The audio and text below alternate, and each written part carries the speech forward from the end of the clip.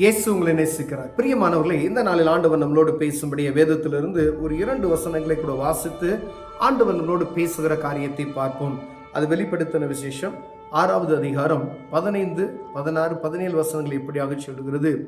பூமியின் ராஜாக்களும் பெரியோர்களும் ஐஸ்வர்யவான்களும் சேனை தலைவர்களும் பலவான்களும் அடிமைகள் யாவரும் சுயாதீனர் யாவரும் பர்வதங்களின் குகைகளிலும் கண்மலைகளிலும் ஒளிந்து கொண்டு பர்வதங்களையும் கண்மலைகளையும் நோக்கி, நீங்கள் எங்க மேல் விழுந்து சிங்காசனத்தில் வீற்றிருக்கிறவருடைய முகத்திற்கும் ஆட்டுக்குட்டியானவருடைய கோபத்திற்கும் எங்களை மறைத்து கொள்ளுங்கள். அவருடைய கோபாக்கினையின் மகா நாள் வந்துவிட்டது, யார் நிலைநிற்கக்கூடும் என்றார்கள். பிரியமானவர்களே, இங்கு தீர்க்கதரிசி உரைத்த அந்த வசனங்களில் ஆண்டவர் வரக்கூடிய அந்த நாளை குறித்து எழுதப்பட்டு இருக்கிறது. அவருடைய கோபாக்கினின் மகா நாள் வந்துவிட்டது, யார் நிலை நிற்கக்கூடும் என்று எழுதப்பட்டு இருக்கிறது.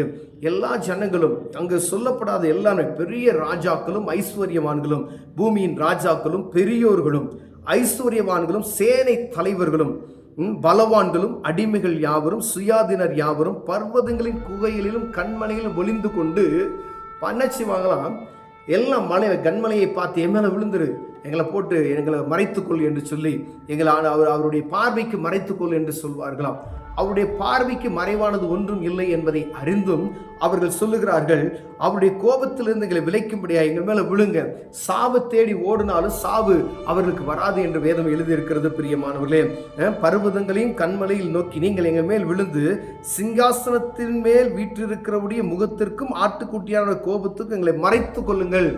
அப்பயும் ஆண்டவர் சமூகத்தில் போய் மன்னிப்பு கேட்கணுன்ற எண்ணமற்ற ஒரு சூழ்நிலை காணப்படுகிறது. பாருங்க, தேவ சமூகத்துக்கு போய் அவர்கள் தேவ சமூகத்தில் பாவ மன்னிப்பு நிச்சயத்தை பெற்றுக்கொள்ள, ஒருவேளை ஆண்டவர் நினிவே மக்களுக்கு மனமிறங்கி, ஒருவேளை அவங்க சொன்னாங்க, அந்த ராஜா சொல்றான், ஒருவேளை மனமிறங்கி ஆண்டவர் நம்மளை மன்னித்தாலும் மன்னிக்கிறதுக்கு வல்லமையுள்ளவராய் இருக்கிறார் என்று சொல்லி உபவாசம் பண்ணி அவர்கள் செபித்த பொழுது அந்த தேசத்தை அழிக்காதபடி கர்த்தர் காத்து கொண்டார். பிரியமான, ஆனால் இங்கு சொல்லப்படுகிறது, பூமியில் உள்ள ராஜாக்கள், பூமியில உலகத்தில் இருக்கிற எத்தனை ராஜாக்கள் ராஜாக்களை எல்லாம், அதாவது உலகம் முழுவதும் அவருடைய வருகையின் நாள் ஏதோ ஒரு தேசம் ஒரு பட்டணம் அப்படி அழிக்கப்படுவது கிடையாது. உலகத்தில் உள்ள எல்லா மனிதர்களுக்கும் நியாய விசாரணை உண்டாக போகிறது என்பதை நாம் புரிந்து கொள்ள வேண்டும். ஏதோ ஒரு குறிப்பிட்ட இனத்துக்கு மாத்திரம், இல்லை ஆண்டவரை அறிந்து கொண்டவர்களுக்கு மாத்திரம், இல்லை ஆண்டவரை அறியாதவர்களுக்கு மாத்திரம் அல்ல, இந்த உலகத்தில் மனிதான பிறகப்பட்ட ஒவ்வொரு மனுஷனுக்கும், எல்லா சிறியோர் பெரியோர் எல்லாமே அதில் அதான் போட்டிருக்காங்க. பாருங்க, ராஜாக்களா இருக்கலாம், பெரிய பலவான்களா இருக்கலாம், சுயாதீனர்களா இருக்கலாம், அடிமைகளாக இருக்கலாம், ஒன்றுமே இல்லாத மனிதர்களா இருக்கலாம், ஐஸ்வர்யவான்களா இருக்கலாம், எல்லா மனிதர்களையும் ஆண்டவருடைய எழுதப்பட்டு இருக்கிறது. இவர்கள் எல்லாரும் என்ன செய்வாங்களா, எங்களை மறைத்துக் கொள்ளுங்கள் என்று கண்மலைகளையும் பர்வதங்களையும் பார்த்து நோக்கி கூப்பிடுவார்கள். அப்பையும் தெய்வத்தை நோக்கி கூப்பிடுகிற ஒரு எண்ணமற்ற போய் அவர்கள் இயற்கையின் சூழ்நிலைகளை பார்த்து எங்களை மறைத்துக் கொள்ளுங்கள், அவருடைய கோபாக்கியின் நாள் வந்துவிட்டது, அந்த கோபத்துக்கு தப்பித்துக் கொள்ளவன் யார் என்று நினைப்பு அவர்களுக்குள் காணப்படுகிறதை அங்கு எழுதப்பட்டு இருக்கிறது. ஆனால் தேவ சமூகத்தில் போய் மன்னிப்பு கேட்டு அது நிமித்தமாய் அந்த பாவ மன்னிப்பு நிச்சயத்தை பெற்றுக்கொள்வோம் என்கின்ற உணர்வற்று போய்விட்டது. பிரியமானவர்களே, ஒருவேளை ஒரு நிமிஷம் மன்னிச்சிருங்க அப்படின்ற வார்த்தை நம்ம நினைக்கிறோம், அந்த மன்னிப்பு உடனே அப்படி சாரி கேட்டுட்டோம் அப்படின்னு சொல்லி நம்ம அநேக நேரங்களில் பாருங்க, அந்த உடனே பெரிய ஒரு பிரச்சனை கூட அது சால்வ் ஆயிரும். பிரியமானவர்களே, ஏன்னா அந்த மன்னிப்பு அப்படின்றது மிகவும் ஒரு வலிமையான ஒரு ஆயுதம். பிரியமானவர்களே, இயேசு பாவ மன்னிப்பு நிச்சயத்தை பெற்றுக்கொள்வதற்கு அந்த மன்னிப்பு தான் முக்கியமானது. அவர் நம்ம மன்னிக்கல அப்படின்னு சொன்னா ஒன்றுமே செய்தது தெய்வத்தினுடைய மன்னிப்பு. எல்லா மனிதர்களை போல அவர் கிடையாது. ஒருவேளை சில காரியங்களுக்கு மனிதன் மன்னிக்கவே மாட்டான், நீ என்ன செஞ்சாலும் சாகு வரைக்கும் அவன்கிட்ட பேச மாட்டேன் அப்படின்னு சொல்லுகிற ஆட்கள் உண்டு.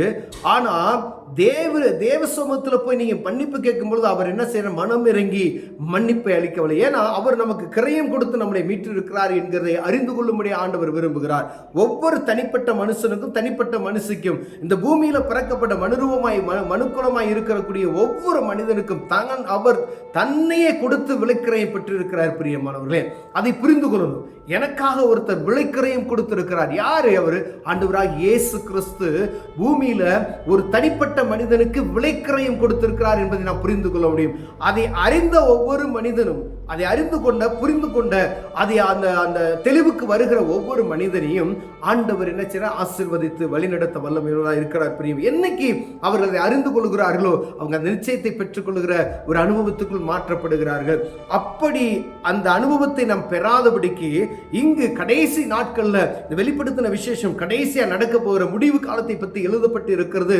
அந்த நாட்கள்ல மக்கள் என்ன செய்யறாங்களாம், மலைகளை நோக்கியும் குன்றுகளையும் நோக்கி எங்களை மூடிக்கொள்ளு, என அவருடைய கோபாக்கினைக்கு எங்களை விலக்கி தப்பு வைத்துக் கொள்ளுங்க அப்படின்னு தான் சொல்றாங்களே ஒழிய தேவ சமூகத்தில் போய் ஒருவேளை முனங்கால் படியிட்டு ஆண்டவரே எங்களை மறைத்துக் கொள்ளுங்க, எங்களை பாவம் பண்ணி எங்களை மன்னிச்சிருங்க, நாங்கள் அறியாமல் செய்து விட்டோம் என்று சொன்னால் அவர் வருகைக்கு முன்பதாக ஆண்டவர் மன்னிக்கிறவராய் இருக்கிறார் என்பதை மாத்திரம் அறிந்து கொள்ளும்படி அழைக்கப்படுகிறோம். ஒருவேளை அவர் வந்துட்டார், நியாயாதிபதியை உள்ள வந்துட்டார் அப்படின்னா மன்னிப்பு கிடைக்காது. இவர்களை சொல்கிறது போல ஓடி ஒளிகிற ஒரு சூழ்நிலை வரும். ஆனா ஒருவனும் தப்பிக்க முடியாது. ஏன்னா பூமியை உண்டாக்கினவர் அவர்கள் சொல்லப்படுகிற ஒரு மூடமான ஒரு காரியத்தை அங்கே எழுதப்பட்டு இருக்கிறது. அந்த எப்படின்னா மலைகளையும் குண்டுகளையும் பார்த்து எங்களை மறைத்துக் கொள்ளுங்கன்னு சொல்லு. அவர் கண்ணுக்கு மறைவானது ஒன்றும் இல்லை, சகலத்தையும் அவர் உண்டாக்கினவர். அப்ப அவர்கள் பாருங்க, தெய்வத்தை அறியாதபடிக்கு ஒன்றும் அவங்க மலைகளையும் குண்டுகளை எங்க மேல விழுங்க, எங்களை மூடிக்கொள்ளு அப்படின்னு சொல்லக்கூடிய ஒரு சூழ்நிலை எங்க காணப்படுகிறது. இது கடைசி காலமாய் இருக்கிறபடினாலே கடைசி காலத்துல ஆண்டவருடைய வருகை வரும் என்கின்ற அந்த நிச்சயத்தை நாம் அறிந்திருக்கிறோம் பிரியமானவர்களே. அதற்கான காரியங்களை நாம் அங்காங்கே அந்த வேதத்தில் எழுதப்பட்ட காரியங்கள் நடந்து கொண்டு இருக்கிறது. யுத்தங்களின் செய்திகளையும் கேட்பீர்கள் அப்படின்னு சொல்லி யுத்தங்கள் நடந்து கொண்டே இருக்கிறதை நாம் பார்க்கிறோம். ஒவ்வொரு நாளும் அங்க இத்தனை பேர் மறைத்துட்டாங்க, இங்கே இவ்வளவு பேர் மறைத்துட்டாங்க, சமாதானத்துக்கான வழி இல்லை, அடுத்த நாடு அடுத்து தொடர்ந்து யுத்தம் வந்து கொண்டு இருக்கிற, ஒருவேளை 3ஆம் உலகப் போர் வந்துவிடுமோ என்று சொல்லப்படுகிறது. ஆனால் இவையெல்லாம் அவர் வருகைக்கு அடையாளமாக சொல்லப்பட்டு இருக்கிறதை நாம் புரிந்து கொள்ளும்படி அழைக்கப்படுகிறோம் பிரியமானவர்களே. அவர் வருகைக்கு அடையாளம் என்று சொல்லப்பட்ட ஒரே ஒரு காரியம்னா, நீங்க யுத்தங்களின் செய்திகளையும் நீங்கள் என்ன செய்வீங்க, கேட்பீங்க. அங்காங்கு பூமி எதிர்ச்சிகள் உண்டாகும்.